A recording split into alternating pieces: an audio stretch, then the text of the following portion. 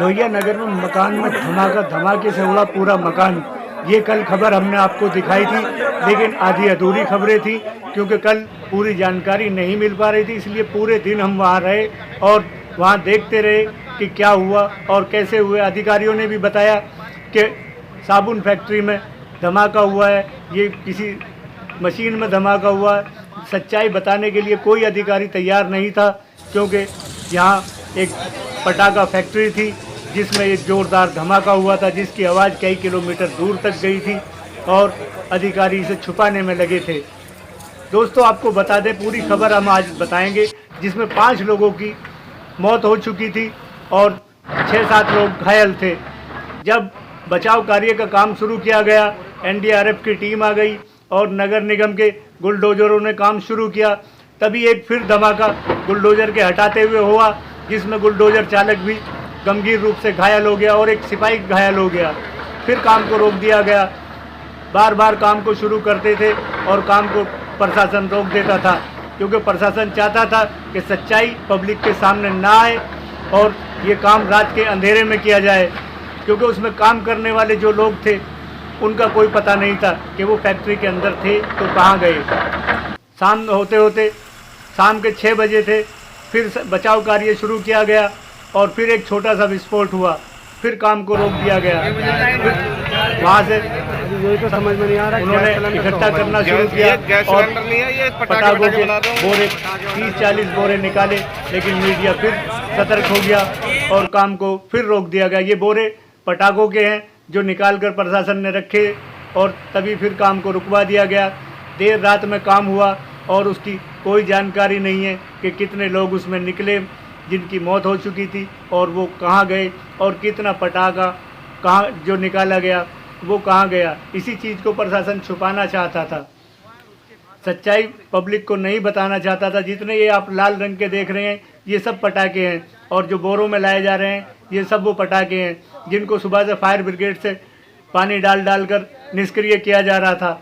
अब इनको बाहर निकल कर निष्क्रिय पूरी तरह से कर दिया गया है और बाकी अभी पटाखे उसी के अंदर हैं जिनको रात के अंधेरे में प्रशासन सफाई इसका काम शुरू करेगा और उनको निकालना शुरू करेगा। इसमें 300-400 किलोमीटर दूर तक के मकानों को नुकसान हुआ है और कई किलोमीटर तक धमाके की आवाज़ गई है, जो मकान के पूरे फरकच्चे उड़ा दिए हैं और कई मकानों को छतें उड़ गई हैं जिन पे बहुत तगड़ा धमाका था। ये इससे राह चलते 5 लोगों की मौत हुई है जो सड़क से गुजर रहे थे और इसकी चपेट में आए। इस मकान से 3-4 मकान छोड़कर ऊपर की मंजिल एक मकान की पूरी उड़ गई, जो पड़ोस के मकान में जा गिरी, जहां 2 बच्चे और एक महिला घायल हो गई। इसी तरह से अभी तक ये नई जानकारी पूरी मिल पाई है कि कितने लोग इसमें घायल हुए हैं, क्योंकि लोगों ने जल्दबाजी में प्राइवेट हॉस्पिटलों में अपने परिवार को ले लेकर भागे और उनको भर्ती करा दिया, जिसकी अभी तक जानकारी ये नहीं मिल पाई कि कौन किस हॉस्पिटल में है।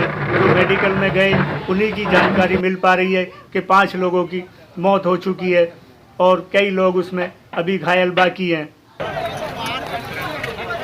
ये मकान 3 मंजिला था, एक बेसमेंट था और 2 मंजिल इसके ऊपर बनी हुई थी, जिसमें नीचे की मंजिल में साबुन फैक्ट्री चल रही थी जो अवैध तरीके से थी, जिसका कोई लाइसेंस नहीं था और कोई मार्का नहीं था। दूसरी मंजिल में इसमें पटाखा भरे हुए थे जो जिनके अंदर विस्फोट हुआ और पूरी तरह से मकान के फरकच्चे उड़ गए और आसपास के मकान भी इसकी चपेट में आ गए। वहीं प्रशासन ने कहा कि ये पटाखा फैक्ट्री नहीं थी, यहाँ साबुन फैक्ट्री थी, जिसके साबुन बनाने के किसी उपकरण में धमाका हुआ है, लेकिन शाम तक पटाखों में धमाके रह कर होते रहे। ये धुआं उठता हुआ आप देख सकते हैं कि दोपहर के समय फिर से धुआं उठा और फिर से इसे पानी से बुझाया गया। बार बार सुबह से शाम तक फायर ब्रिगेड आती रही और पानी चलाते रहे, लेकिन उसके बाद भी रहकर छोटे छोटे विस्फोट होते रहे क्योंकि बारूद यहाँ मौजूद था। एनडीआरएफ की टीम और प्रशासन सारे दिन यहाँ लगा रहा और शाम के 7 बजे तक काम चलता रहा। फिर काम को रोक दिया गया। रात में किसी समय शायद उस काम को किया गया जब मीडिया यहाँ से जा चुकी थी और पब्लिक यहाँ से जा चुकी थी। देखिए हमारी ये रिपोर्ट।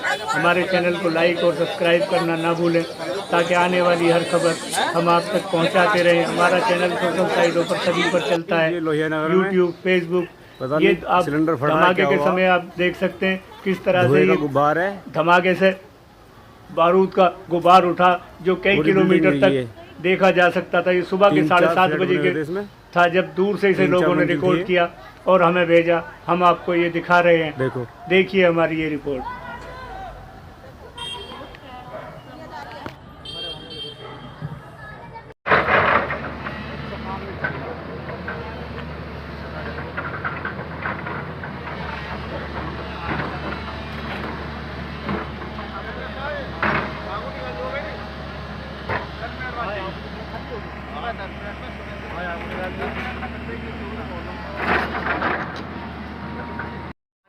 एलआईयू तंत्र की बात की जाए तो एलआईयू तंत्र मेरठ का एलआईयू तंत्र बिल्कुल विफल हो चुका है। किसी भी तरह से एलआईयू सूचना नहीं रहती है।